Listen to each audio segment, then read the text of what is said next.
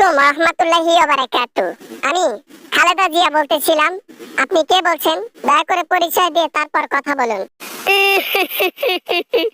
Madam, জীবনটা শেষ হয়ে গেল ম্যাডাম। শুধু ডিম দেয় পেছন দিয়ে ম্যাডাম। আর কষ্ট, আর কষ্ট, আর ভাল লাগে না কষ্ট। ডিমের কাজ করছো তো তোমাদেরকে ডিম দিবে না তো কি পুজো দিবে? হ্যাঁ, পুজো দিবে বলো। আমাকে কেন ফোন করছো? কে আপনি? মহিলা কথা বলতেছে, কান্নাকাটি করতেছে। চিনলাম না তো, কে আপনি? ম্যাডাম, আমি হতভাগানি। আমি একজন হতভাগানি। আমি দীপুমণি বলতেছিলাম ম্যাডাম, শিক্ষামন্ত্রী দীপুমণি। আমি শিক্ষার আলোতে মানুষকে আলোকিত করতে পারি নাই। হাসিনার কারণে শিক্ষাকে উঠিয়ে দিয়ে আজে বাজে পড়াশোনা ছাপাইয়ার দায়িত্ব দিয়েছিলাম মানুষকে। অশিক্ষিত বানার দায়িত্ব নিয়েছিলাম এই শেখ হাসিনার নির্দেশে।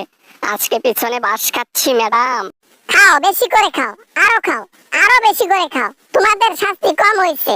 যে অন্যায় কাজগুলো তোমার নেত্রী করে গেছে আর তোমরা যে অন্যায় কাজগুলো করেছো, এটা কখনোই ক্ষমার যোগ্য নয়। তাই তোমাদের শাস্তি ভোগ করতেই হবে।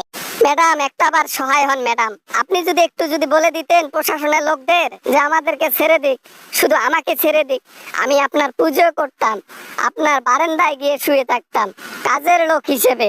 তোমার মতো কাজের লোক আমার বাসায় যদি থাকে, তারপরের দিন আমার বাড়ি থাকবে না, সব বিক্রি হয়ে যাবে। কারণ তোমরা সোয়াসের লোক, যেখানেই যাবা সেখানেই ধ্বংস করে তারপর বাসা ফিরবা। না ম্যাডাম, দয়া করে আমাদেরকে একটাবার সুযোগ দেন ম্যাডাম। আপনি ছাড়া এই দেশের মধ্যে পাওয়ারফুল কোনো নেতা নাই ম্যাডাম। আমি আপনাকে অনেক ভালোবাসি, আগে থেকেই ভালোবাসি ম্যাডাম। আমি বিএনপিকে মনে মনে খুব ভালোবাসতাম, খুব ভালোবাসতাম, এখনো বাসি। নিজে এখন বাঁচার জন্য কত মিথ্যা কথা বলতেছে। সি সি সি সি, লজ্জা হওয়া উচিত যে আমাকে ফোন করে এরকম করে আকুতি মিনতি করতেছে। হ্যাঁ, ফোন রাখো। তোমার সাথে ফোন ফোন কলে কথা বলার চাইতে আমি আমার ডককে সময় দেব, সেটাই ভালো। এই হাসিনার কারণে জিন্দিগিটা তেজপাতা হয়ে গেল। এই হাসিনার কারণে জিন্দিগিটা আমার অন্ধকারে অন্ধকারে পরিণত হয়ে গেল। এই হাসিনা আমার জীবনটা ধ্বংস করে দিয়ে গেল। নিজে তো বেঁচে গেল, রেখে গেল আমাদের ফাঁসাইয়া। খুব না নেত্রীকে তোমরা ফেরেশতা বানাইছিলা। তোমার মা ভাবতা তোমাদের মা হয়, তোমাদের একেবারে কি একটা অবস্থা। কোথায় গেল সে ভালোবাসা? কোথায় গেল সে নেত্রী? আজ আসে কাল আসে, কই তার দেখা মেলে না। ওই শালিটা আসবে কেমনে? ওই শালি তো গণহত্যাকারী। ও গণহত্যা করে দেশ থেকে পালিয়ে গেছে। ওই জিন্দিগিতে আর বাংলাদেশে ফিরতে পারবে?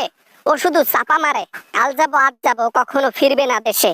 তোমার নেত্রী দেশে ফিরবে কেমনে? তোমার নেত্রী ভালো করেই জানে বাংলাদেশে ঢুকলে তার প্রাণ আর থাকবে না। জনগণ ছিনিয়ে নিয়ে পকেটে রেখে দেবে। সেই ভয়ে তোমার নেত্রী দিল্লিতে প্যান্ট গরম করে ফেলে, তাই আসে না। আমার নেত্রী ওই দিক পুক্তি মারা দেখো, ওগুলা দেখার সময় আমার নাই। আমার নিজের জীবন ধরে পারি না। আমার নিজের জীবন ধ্বংস করে ফেললাম শেষ বয়সে এসে, অন্ধ কুটুরে পড়ে গেলাম। দয়া করে একটু বাঁচান আমারে ম্যাডাম। তোমার নেত্রীকে ফোন দিয়ে বলো আমাকে বাঁচাও, আমাকে বাঁচাও। তোমার নেত্রীকে বলো আমাকে আর নেক্সট টাইম ফোন করে বিরক্ত করবা না। দীপুমণি, একটু মজা নিলাম তোমার সাথে। অনেকদিন হলো হাসি না, তো হাসলাম আজকে প্রাণ ভরে। খুব ভালো লাগলো যে তোমাদের নেত্রীর একজন নেত্রী আমাকে ফোন করে এরকম আকুতি মিনতি করলো। বাহ, অনেকদিন পর মনটা ভালো হয়ে গেল। আসসালামু আলাইকুম।